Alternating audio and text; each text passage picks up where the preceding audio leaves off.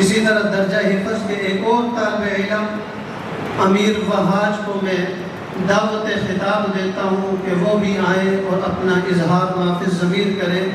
جناب امیر وہاج.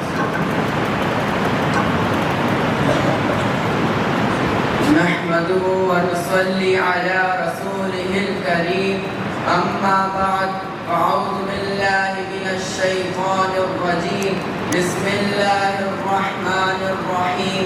محترم صدر مجلس، معزز اساتذہ کرام، والدین، معزز سامعین اور میرے عزیز ساتھیوں، السلام علیکم ورحمۃ اللہ وبرکاتہ. آج کا دن ہماری قومی تاریخ کا وہ روشن باب ہے جس پر ہم فخر بھی کرتے ہیں اور جس سے یاد کرتے ہوئے ہمارے دلوں میں شکر، جذبات اور فرض شناسی کی لہر دوڑ جاتی ہے. آج 14 اگست ہے، یوم آزادی، وہ دن جب برصغیر کے مسلمانوں نے 1947 میں بے مثال قربانیوں کے بعد ایک آزاد ریاست اسلامیہ جمہوریہ پاکستان حاصل کی. یہ دن محض ایک تاریخ نہیں، یہ ایک تحریک کا حاصل ہے، یہ خواب کی تعبیر ہے اور یہ ان قربانیوں کی ان گنت بابوں کا نچوڑ ہے. آئیں آج ہم نہ صرف جشن منائیں بلکہ ہم اس دن کے پس منظر، اس کی اہمیت اور ہم اس دن کی اہمیت، اس دن کے پس منظر، اس کی اہمیت اور ہم اپنے ذمہ داریوں سے سنجیدگی سے غور کریں. حضرات، پاکستان کا قیام ایک اچانک حادثہ نہیں تھا. یہ ملک ایک شعوری جدوجہد کا نتیجہ تھا جو کہ علامہ محمد اقبال کے خواب سے شروع ہوئی اور قائد اعظم محمد علی جناح کے بے مثال قیادت میں حقیقت کا روپ دھار گئی. علامہ محمد اقبال نے 1930 میں الہ آباد کے مقام پر فرمایا، میرے نزدیک ہندوستان کے مسلمانوں کا مستقبل ایک علیحدہ ریاست میں ہے جہاں وہ اپنی دین، تہذیب اور ثقافت کے مطابق آزاد زندگی گزار سکے.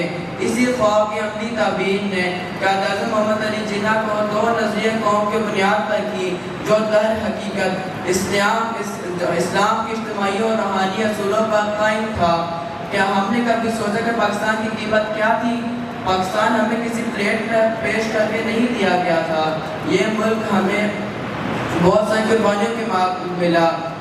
لاکھوں ماؤں نے اپنے بیٹے قربان کیے، لاکھوں بیٹوں کی عزتیں پامال ہوئی اور ہزاروں خاندان لٹے پٹے حالت میں پاکستان پہنچے. یہ قربانیوں محض ایک زمین کے ٹکڑے کے لیے نہیں تھی، یہ قربانی ایک نظریے، ایک مذہب اور اسلامیوں تشخص کے لیے تھی. آج ہم ایک آزاد فضا میں سانس لے رہے ہیں. مسجد میں نماز پڑھنے پر کوئی پابندی نہیں، قرآن کی تعلیم پر کوئی جبر نہیں اور اسلامی تہذیب پر کوئی جبر نہیں. لیکن میں آپ سے ایک سوال کرتا ہوں کہ ہم اس آزادی کی قدر کر رہے ہیں کہ آج کا پاکستان وہی پاکستان ہے جو قائد اعظم کا خواب تھا؟ بدقسمتی سے آج ہم کرپشن، ناانصافی، غربت، جہالت اور مذہبی اور لسانی نفتوں میں گرے ہوئے ہیں. آج ہم نے اپنا قبلہ درست نہیں کیا، تاریخ ہمیں کبھی معاف نہیں کرے گی. آج کا دن ہمیں یہ دعوت دیتا ہے کہ ہم اپنے ماضی سے سبق سیکھیں، قومی وحدت اور بھائی چارے کو فروغ دیں اور نوجوان نسل کو قومی نظریوں سے آگاہ کریں. آج ہمیں یہ بات سمجھنی ہوگی کہ پاکستان کی قومیت صرف تقریروں اور نعرے بازی سے نہیں بنتی بلکہ یہ کردار، قربانی، دیانت اور اتحاد سے بنتی ہے. آخر میں آپ سب سے میں ایک سوال کرتا ہوں کہ اگر آج قائد اعظم نے ہم سے پوچھا کہ ہم نے ان کی عتیق آزادی کے ساتھ کیا کیا تو ہم کیا سر اٹھا کر جواب دے سکیں گے کہ ہم نے آج صرف جشن نہیں منانا، ہم نے آج ایک اتحاد کرنا ہے کہ ہم کبھی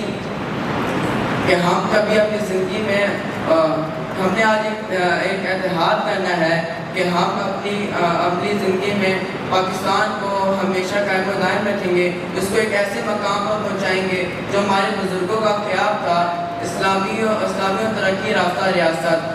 اسی کو آج ہم نے یہی عمل کرنا ہے کہ ہم اپنے وطن سے وفا کریں گے، سچ بولیں گے، ایمانداری سے کام کریں گے اور اپنے عمل سے پاکستان کو عظیم تر بنائیں گے۔ پاکستان